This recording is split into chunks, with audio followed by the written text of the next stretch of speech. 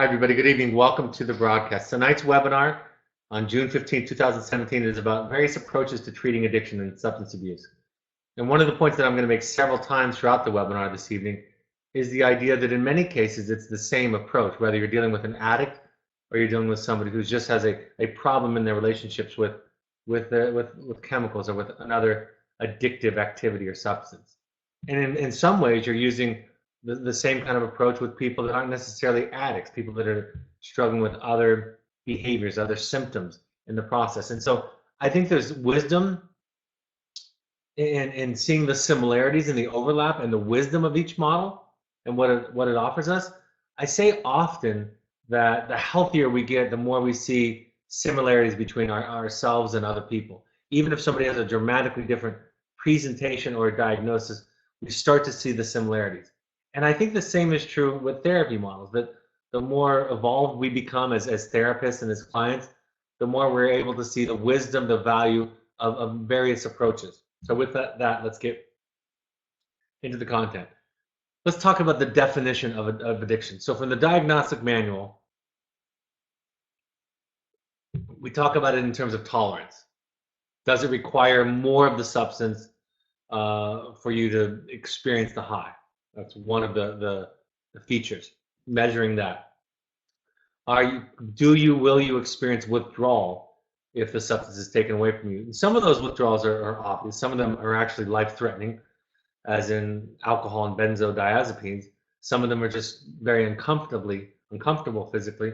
But some of them are also emotional. I often talked about kind of an emotional withdrawal that a lot of our clients go through when they're removed from substances that might not be as physically addictive, like marijuana or more casual use.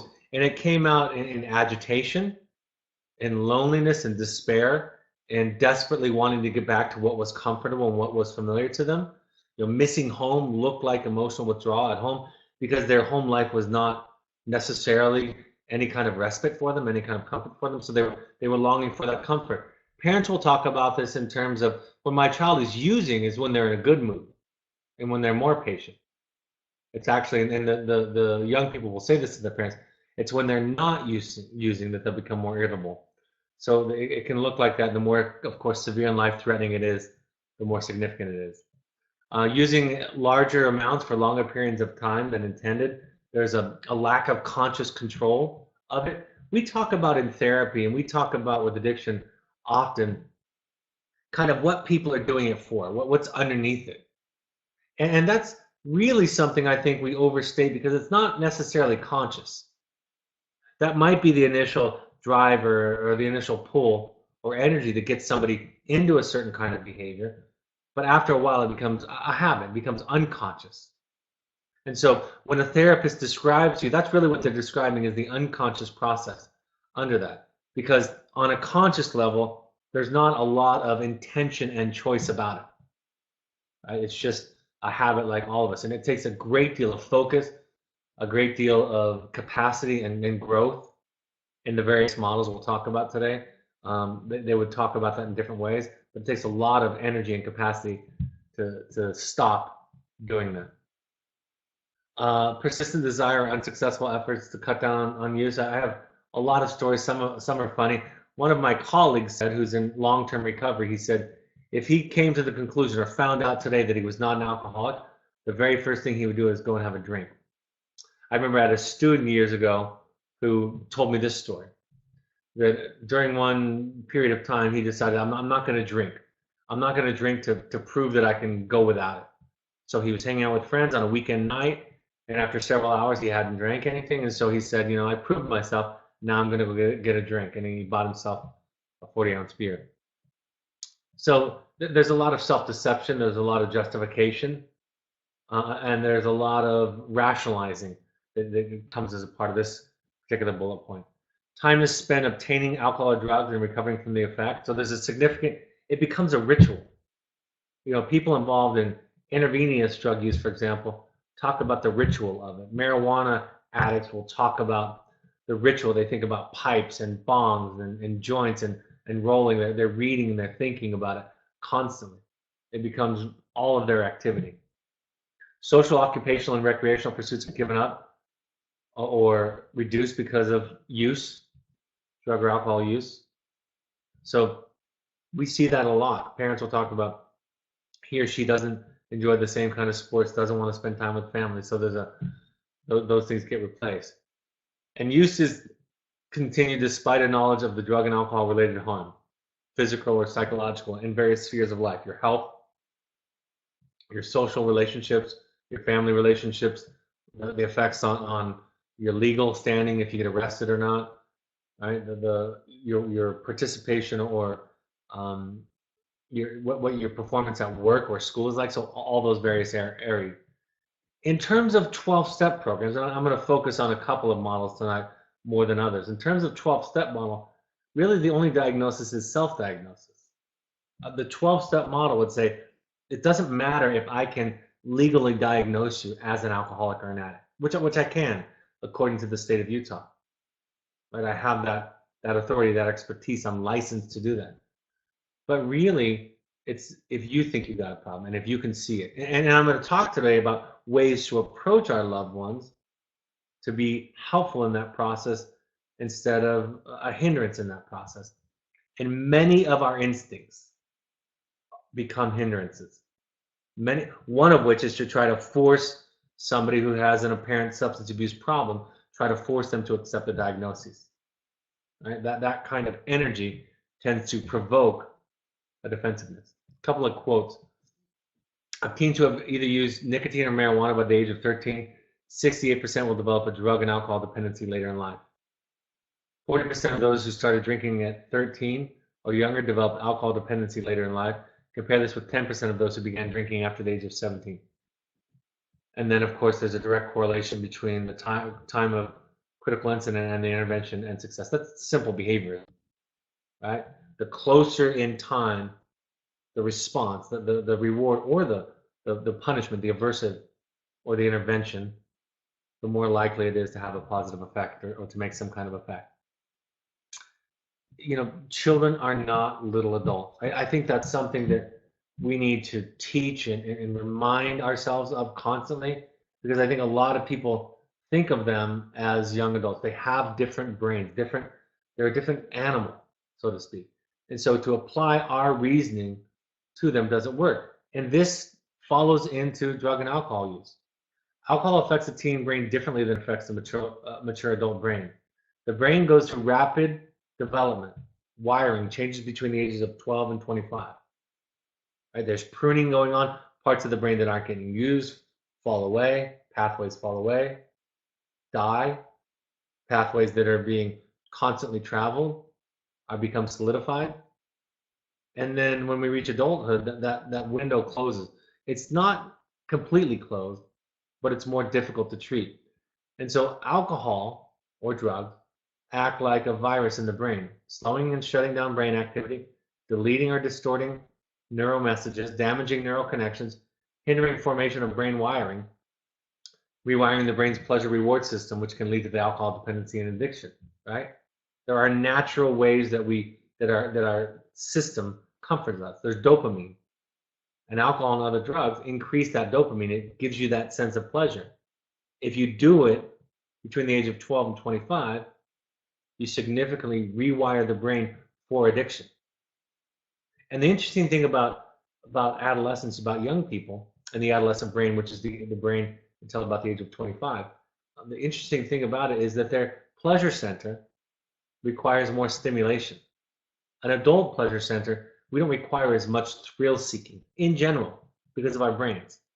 We can get a lot of pleasure out of quiet afternoon reading a book on the back patio, whereas an adolescent brain requires a lot more stimulation.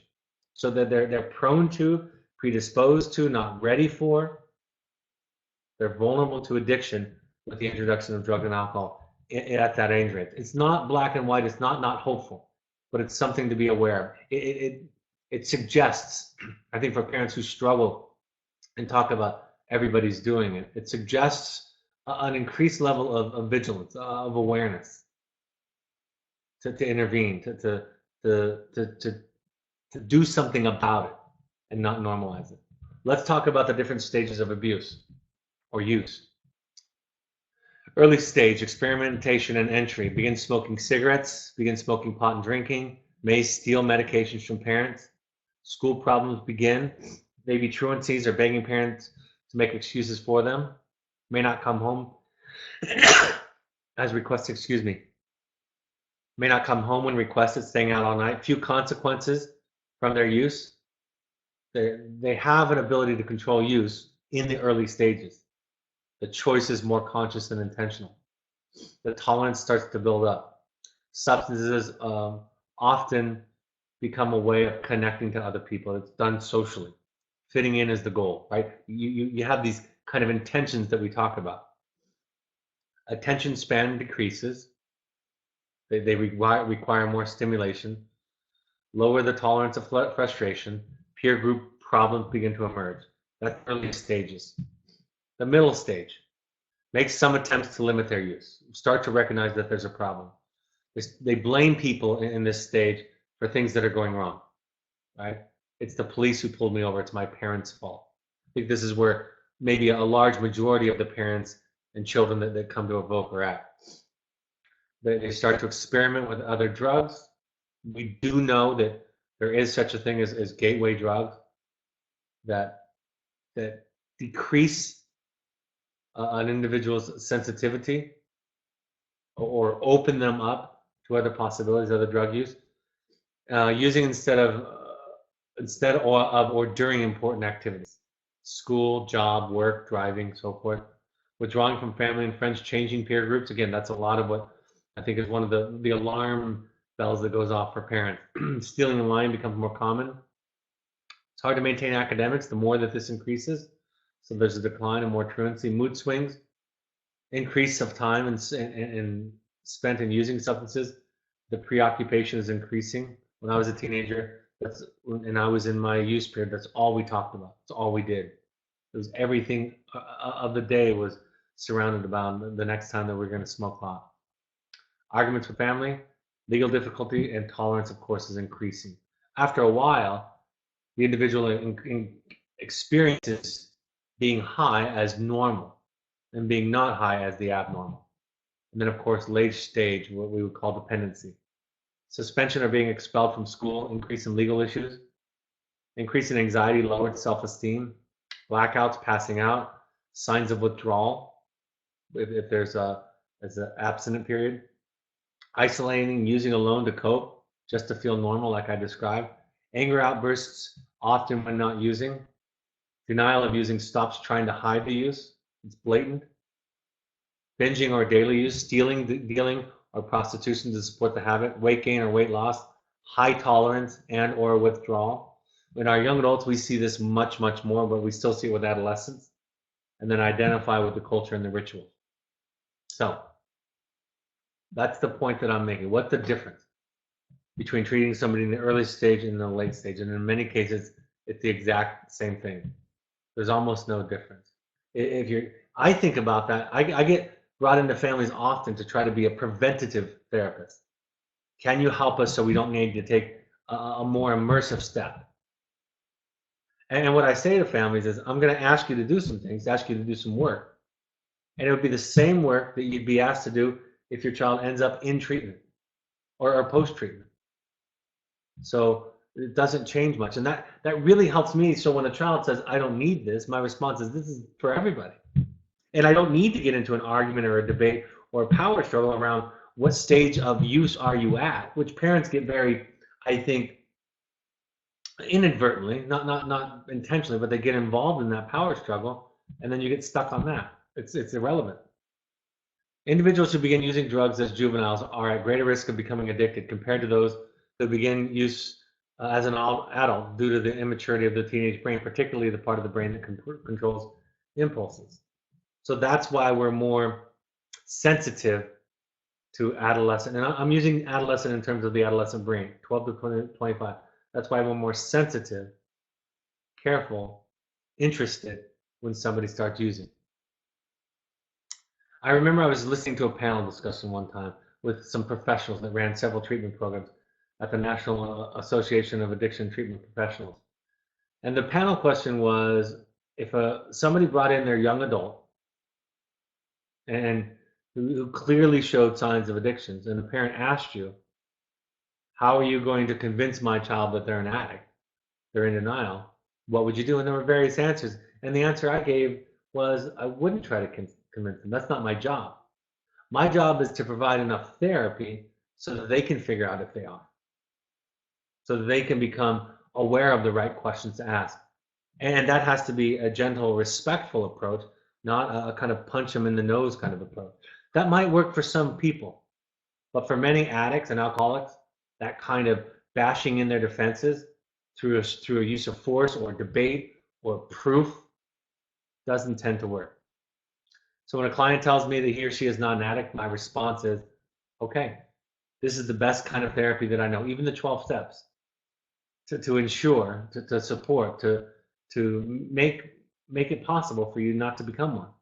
If you follow these principles in your daily life, the core principles of it, you stand your best chance of it not becoming a problem. And if it does become a problem, then you'll know what to do. So I'm going to talk about the 12 steps. It's important to understand that the 12 steps are a model that we use in therapy, right? Programs, healthy, effective programs have 12 steps as a part of it often, but that's not all they have as a part of it. They also have therapy, experiential activities, training, other activities. So it's not just the 12 steps, although for many addicts, the 12 steps are essential for their survival. I will say that as clearly as possible. I see debates in newspapers, in the news media, about people attacking the 12 steps.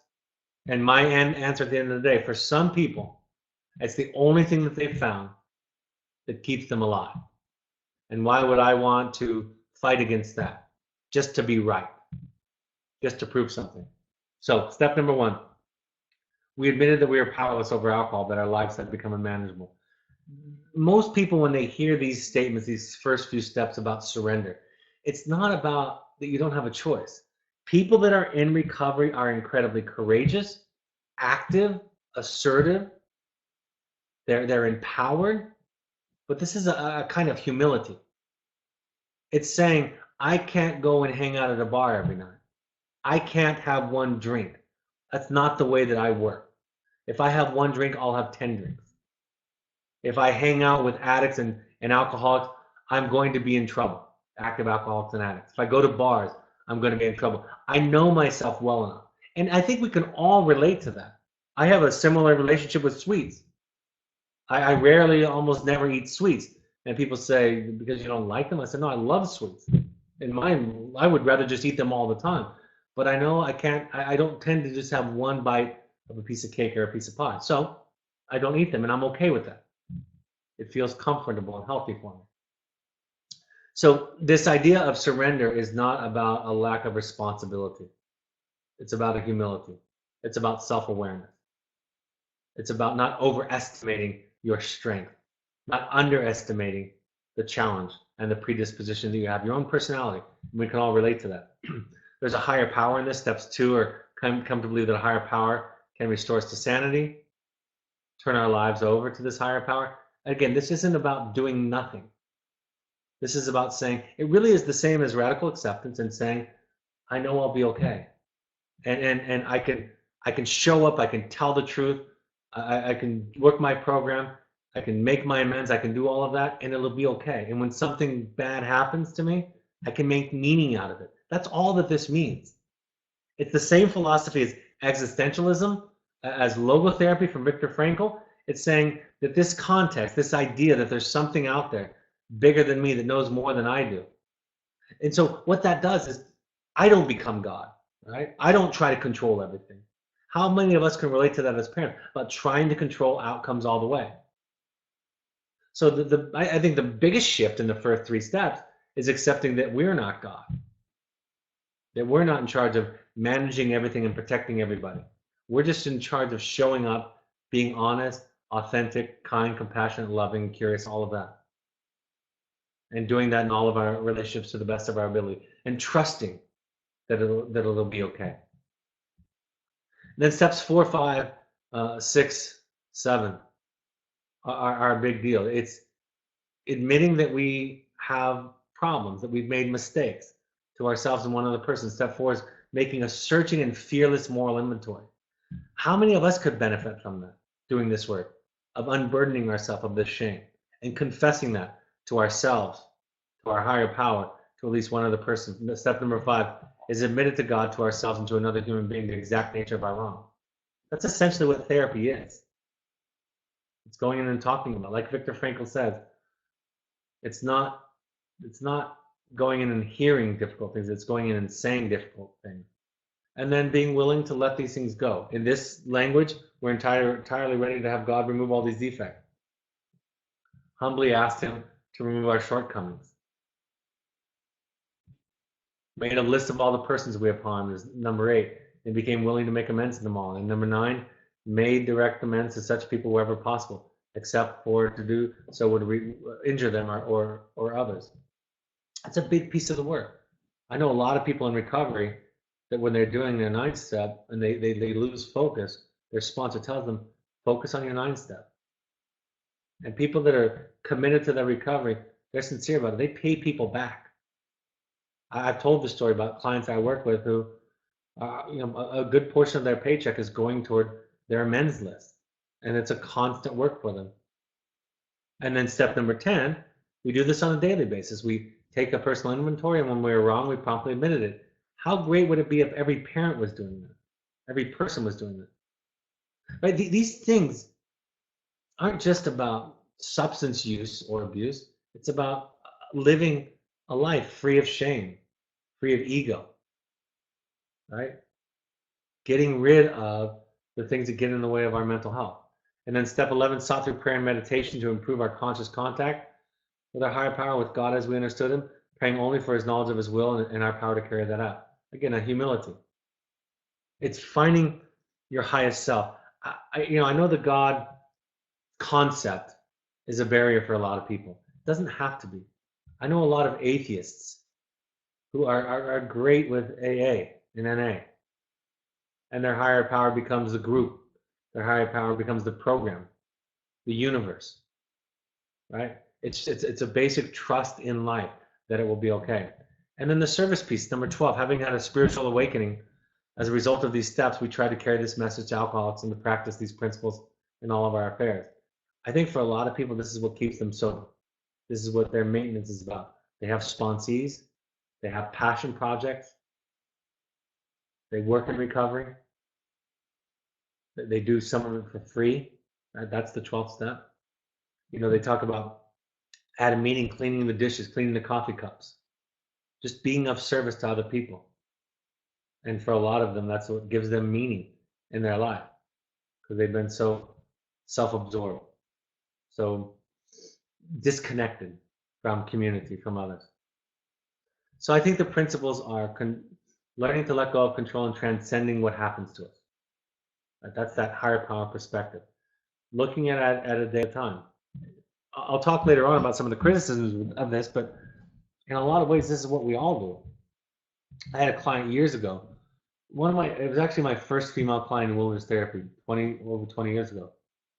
And she was doing some incredibly difficult work around abuse. And I said to her, how are you doing it? And she said, how do you do it? She didn't know what was going on in my life, but I was going through some challenges.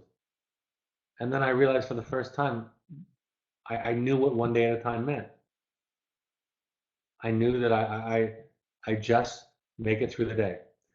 I can't swallow a pill for the rest of my life. My analogy is, if I laid a vitamin out in front of you that gave you all the nutrients for the rest of your life, you would die and choke on it. So you do it one day at a time. You work on the now. It's a very Buddhist idea of the only real presence, the only thing that's true is the present moment. And we can survive that, we can feel, we can lean into it, we can be there. But when we start to try to think of, okay, I got to be sober for the rest of my life, I can never drink again, I'm going to have to deal with parties, I'm going to have to deal with family, I'm going to have to deal with my family's going on a trip to Italy and there's going to be one. When we start to think that way, we get overwhelmed and we want to quit. So it's a mindset of the here and now. Surrender and humility, I talked about that. Vigilant. Saying I'm an addict and in recovery is just about being vigilant. It's saying that I have a problem with relationship to sweets or that I'm a diabetic. or that I've had skin cancer. And so I need to be careful about going out in the sun. It's not self-defeating or self-punishing or limiting. People that are in recovery will talk about being grateful for the disease and all that it's given them. Their friends, their life, their spirituality, everything. And so I think people apply their kind of filter to some of these steps and they misunderstand what's going on. It replaces old rituals with new rituals, meetings, attendance. It's all very structured, very similar. You can go to a meeting for free virtually anywhere in the world. That's a big deal. There's not a lot in self-help that is free, not a lot in therapy that is free. Group support and community. You walk into a 12-step meeting, you tell your story, you talk about the things you've done, the things that you do, the mistakes you make, and people say, you're welcome here, you're in the right place, thanks for coming. That is the ultimate in grace. And where there is grace, shame cannot exist, it cannot survive. So group support and community, they call each other, they call their sponsor, they call when they're feeling lonely, when they're triggered, right? It goes back and forth because that other person on the phone is offering service. Getting rid of shame through the disclosure of secrets. And then really when we understand the disease of alcoholism, when we think about it as a disease, it really causes us to provide treatment without judgment, right? That's a huge piece of the benefit of this model. And like I said, for many, it's the only thing that they attribute to them staying alive. I'm going to talk about the 7 challenges. I think the first thing I'll say is that the 7 challenges oftentimes are presented as an alternative to the 12 steps. I don't believe that. I believe any good 12-step program, any good therapist will adhere to the 7 challenges if they're doing a good job. So that can be a misunderstanding when programs market themselves and say, we need to use the 7 challenges. My question would be, okay, I'm glad. That's basically good therapy. Now, do you also provide opportunities for 12-step meetings, for 12-step work? Because they're not exclusive of each other, not even a little bit. We decided to open up and talk honestly about ourselves and about alcohol and other drugs. Step number 1. We looked at what we liked about alcohol and other drugs and why we were using them. We looked at our use of alcohol and other drugs to see if it had caused harm or could cause harm. We looked at our responsibility and the responsibility of others for our problems. We thought about where we seemed to be headed, where we wanted to go, and what we wanted to accomplish. We made thoughtful decisions about our lives and about our use of alcohol and other drugs.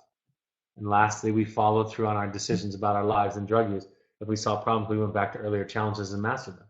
And all you're doing as a therapist is meeting them where they're at. And if they're at number 1, you don't go to number 7.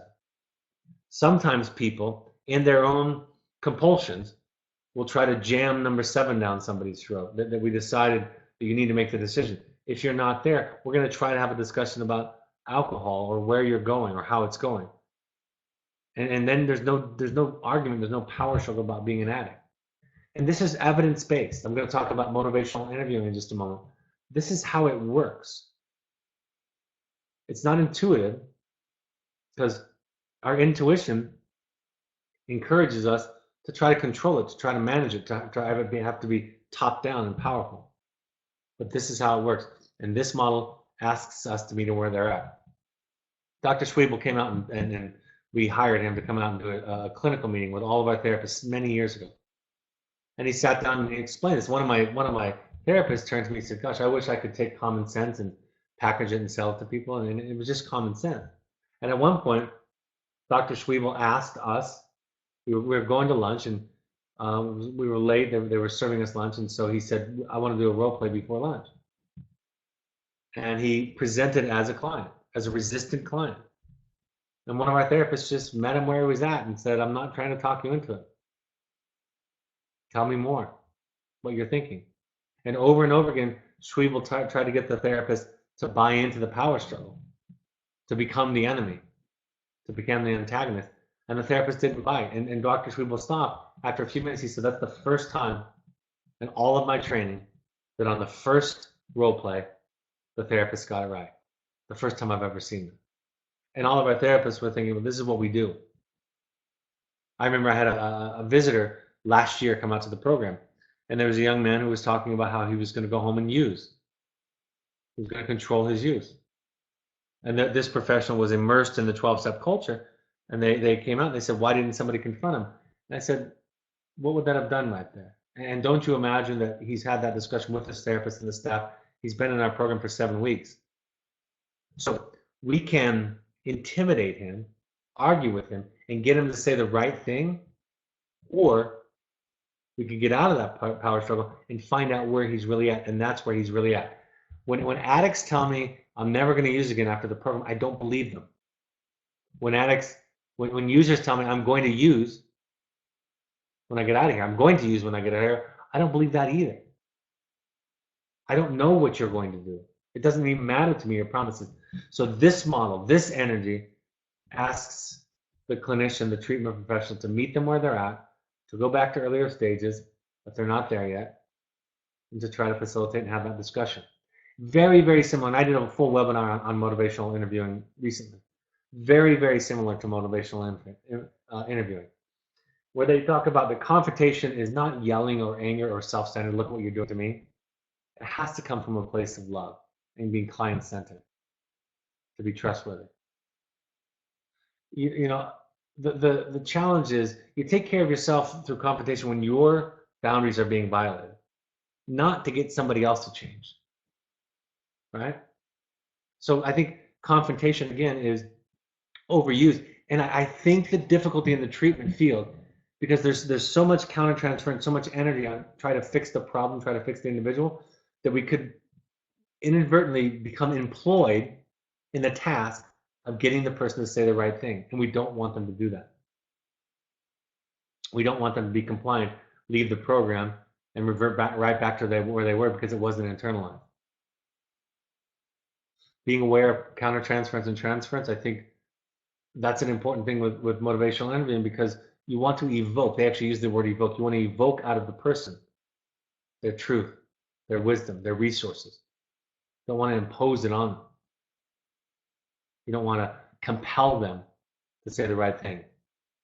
Reflection of me error is, I think, what a lot of parents, what a lot of therapists struggle with is, I need to be a good parent. I need to be a good therapist. So for that, in the service of that, then you doing well or not is a reflection of me. It's really objectification. It's really absolutely horrible attachment. But we all have a little bit of that in us. We all fall into that. That's the beauty of the work that I talk about, is you don't have to be perfect. I had a client say to me that they didn't know something, that they were struggling with something about themselves. And I said, great, that's the goal. Because if you're closed off, or you're resistant, or you're unaware, or you're narcissistic, you won't even see the problem. And if you can show up as your own student, your own project with your child, you're so much safer to them. In motivational interviewing, confrontation is merely pointing out inconsistencies, talking about faulty reasoning, pros and cons, and acknowledging their perspective, honoring the defense. And again, since this book has been written many, many years ago, decades ago, they've done research on the principles of motivational interviewing, and they found over and over again that this is the most effective model for treatment. I tell this story that one of my first supervisors, we would take videotapes of closed circuit in our sessions. We would videotape the session so that we could have supervision. It was part of being at a university, and the therapy was very inexpensive. And I remember the first supervision session with my supervisor, he would pause the tape. It was videotape back then. And he would ask me, why did you say that? Why did you do that? And I answered the question. I was nervous because I thought I'd done something wrong. And then I answered to the best of my ability what my intention was, and he said, okay. And he pressed play. Pause it a moment later, did it again. And I was confused and thought, because most of the time when people say to me in my life, why did you do that? They mean you did the wrong thing. But I did my best to answer the question, and then he pressed play again. And after a while, I realized that's what he was teaching me. Why are you doing what you're doing? What's going on inside of you? Are you aware of that? And so I think a lot of times people that are treating addicts, I think they dismiss their own responsibility and approach. And motivational interviewing doesn't allow for that, right? We can't simply pin the lack of progress on clients because the disease is so difficult. We can ask ourselves, in addition to that, and recognize that, we can ask ourselves, where is the model or where am I falling short? That is okay. And if we feel well enough about ourselves, we'll be willing to ask and answer those kinds of questions. So motivational interviewing talks a lot about what's going on inside. We don't argue, prove, debate, or justify our parenting decisions. This is motivational interviewing, informed parenting. We take a we'll see approach. When a child promises something or apologizes for something, we just take a we'll see approach. Okay. We become very unattached to those kinds of things, to apologies and promises. We don't overpraise. We don't try to control how they feel, manage how they feel. We become much more reflective, much more observational, much more curious. We avoid phrases like, I'm proud of you, because it loads so much about you. We don't get too high when it's going well, and we don't get too low. We don't hang on too tight. And in a lot of ways, for some parents, they have to ignore some of the information with their young adult children, right? They have to take a step back. And I'm going to say this, in this way of thinking, it goes along with the 12 steps also and the 7 challenges. Your child's recovery as an adult is none of your responsibility, none of your business. Your focus is yours, right? And you love them, so if you see something shows up, of course you'll have concerns, but it's not your responsibility to manage it when they're young adults. I talk with parents about not sending the first thing that comes to your mind. Avoiding the back and forth. I love it when parents say, here's how I'm inclined to respond. Here's what my old response, the old Brad is, but here's how I'm going to respond because I'm trying to be different in this relationship. Learning when to confront, answer, ignore, understate, chat, share personal anecdotes, right? That's knowing yourself, knowing your truth, knowing your relationship with yourself, knowing your relationship with the other, and knowing your relationship to their problem. You become more clear, asking your intention. When is it too late? When to forgive and move on in relationships? I always talk about too early or too late of an intervention. We all know when it's too. We all can imagine what happens when it's too early. The person doesn't think it's relevant. They might not get as much out of it. But when it's too late, right, if we're going to err on one side or the other, we would err on the side of too early versus too late. Because too late is the worst possible outcome. And then we don't get stuck in the power struggle. We learn our boundaries, we learn what we're in charge of and what we're not, and we learn to forgive. I want to talk about harm reduction. I took this from harmreduction.org. This is a model out there that basically says that people that are looking like substance abuse disordered people can learn to practice reduction. Some people that are in recovery with the 12 steps don't believe in that. They haven't found it in their own experience, both their personal experience or working with others. So there's debate on that. But I'm going to present it to you because it is one approach and one model. And for some people, this works. And for some people, it doesn't. And it's important for you to learn which one of those you are. Okay? And I think when people get so polarized and say, this doesn't make, these people say the 12 steps are nonsense and a cult, and the person is limiting their progress and insulting themselves by calling themselves an addict. And then the 12 steppers are looking back at these people and saying, you're dangerous, you're threatening people, you're threatening their well-being. The idea is, if it works for you, it works for you. If it doesn't, then you know you need something else. So I'm just going to read these bullet points, make comments as I go. Harm reduction accepts, for better and for worse, that illicit and illicit drug use is part of our world and chooses to work toward minimizing the harmful effects rather than simply ignoring or condemning them. Okay? Understands that drug use is complex, multifaceted. It's a multifaceted phenomenon that encompasses a continuum of behaviors from severe abuse to total abstinence, and acknowledges that some ways of using drugs are clearly safer than others. Establishes quality of individual and community life and well-being, not necessarily cessation of all drug use, as the criteria for successful interventions and policy. So you can you can learn a new way of thinking. Calls for the non-judgmental, non-coercive provision of services and resources of people who use drugs and the communities in which they live in order to assist them in reducing attendant harm. And again, you can hear this. You can imagine where some of this could be present in all kinds of approaches, including 12 step. Ensures that drug users and those with a history of drug use routinely have a real voice in the creation of programs and policies designed to serve them. Makes sense? Affirms drug users themselves as the primary agents of reducing the harms of their drug use, and seeks to empower users to share information and support each other in the strategies and meet their actual conditions of use. Again, that would not be exclusive of 12 steps, although these people might say that it is. Recognizes that the realities of poverty, class, racism, social isolation, past trauma, sex-based discrimination, and other social inequalities,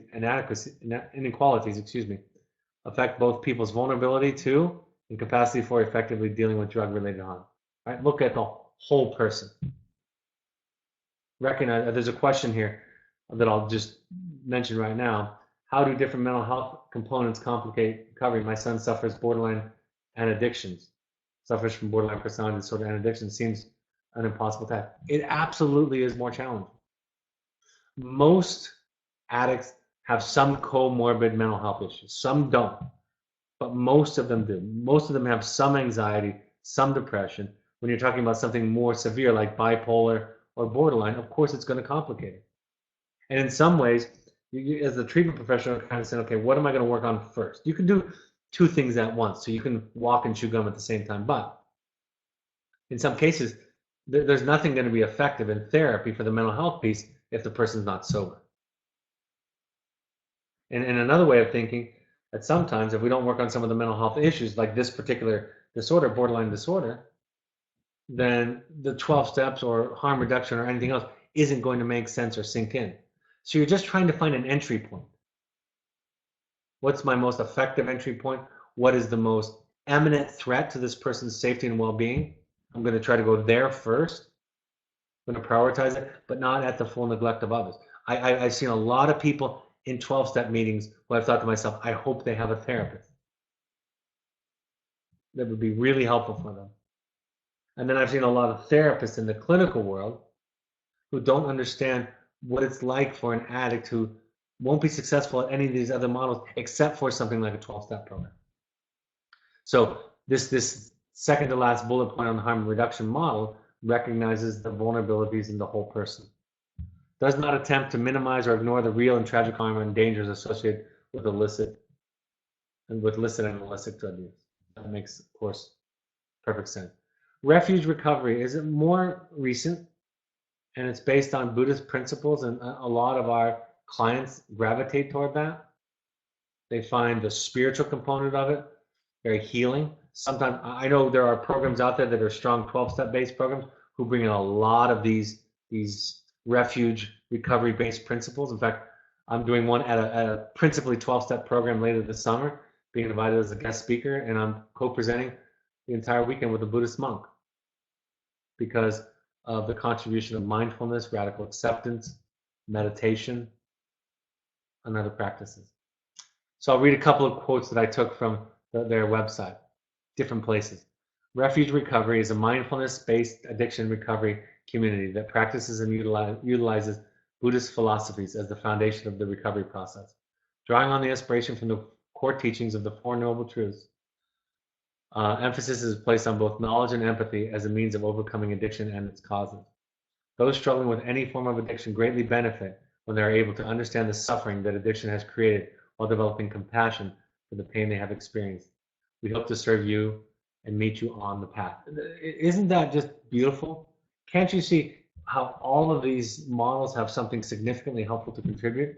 And they go on to say, we combine Buddhist meditation practices with evidence-based psychotherapy models that have been shown to be effective with addiction by offering individuals a full range of therapeutic skills that empower and promote long-term recovery and well-being. We provide research-based programming such as mindfulness-based relapse prevention, cognitive behavioral therapy, EMDR, which is a trauma-based therapy, somatic experiencing, which is also trauma-based, attachment theory, internal family systems, yoga, motivational interviewing, and mindfulness-based living skills. So again, great programs, great programming takes wisdom from anywhere that it can get it and uses it to complement. I think people that develop the theories, and sometimes addicts and codependents are prone to black and white thinking, to being rigid, to being in a power struggle, to having to be right. So you can see where they might present some of these things in a very rigid way. When you develop a theory, one of the things you learn about people that develop new theories in anything, they become very rigid, right? It's only this thing. This is the thing that works. But as we grow and we broaden and we see the middle path, the middle ground, the gray area, people that are in the 12-step recovery will say, whatever your program looks like to you, whatever works for you. People that, of course, are spiritually less capable and flexible in that will say, everything has to be this way. And every version of recovery needs to look like my version of recovery, which is the right way to do it. But that's the way that an addict thinks. So you get that. But this is much more balanced. There's also some smart recovery. Teaches self-empowerment and self-reliance, provides meetings that are educational, supportive, and include open discussions. Encourages individuals to recover from addiction and alcohol abuse and live satisfying lives. Teaches techniques for self-directed change. Supports the scientifically informed use of psychological treatments and legally prescribed psychiatric and addiction medication. So Suboxone would be something that would be supported by this model. Works on substance abuse, alcohol abuse, addiction, and drug abuse as complex maladaptive behaviors with possible physiological factors. Evolves as scientific knowledge and addiction and recovery evolve. This appeals to people who really struggle with the spiritual components of 12 steps, for example. And again, if this can work for you, more power to you. And I think there's a lot in this that's reactive against the 12 step. You see this self-directed language. They're fighting against the idea, I think, the misunderstanding, but the idea of surrender, the idea of I'm powerless over something. Or that they think that idea that I'm powerless over it means that I don't have choice in it, right? They seek to empower. So some of this language is in reaction to that. So those are some of the models. I think the take home is whatever works, right? And so if something doesn't work and you need something more, then you move in that direction. But it also positions us as codependents, us as co-participants in our child's recovery in a place to say, what is our business and what is not our business, right? Where do we stand? Because our work is to apply this to our own recovery as codependents. To our first step is that we realize that we are powerless over other people and that our lives have become unmanageable. That's our first step. Being the loved ones of people who are practicing self-sabotaging or addictive behaviors. Another thing that I'll just say, because I get asked this all the time, I got asked this week. It doesn't have to be an addiction, a drug. It can be anything self-defeating or self-sabotaging. Being in a relationship with somebody who is living in such a way that they're harming themselves, that they're not successful, that they're stuck, that they're in negative patterns, still we can engage in codependency and we can learn to get out of it for our own work. How do the different mental health components complicate recovery? I already answered that question. Are there any other questions? All right, I'm going to go to the upcoming slides, and then if there are any questions, I'll answer those. We ask all families to try at least 6 12-step support groups. Al-Anon, CODA, Families Anonymous, Nar-Anon, or Alateen is for teenagers, siblings.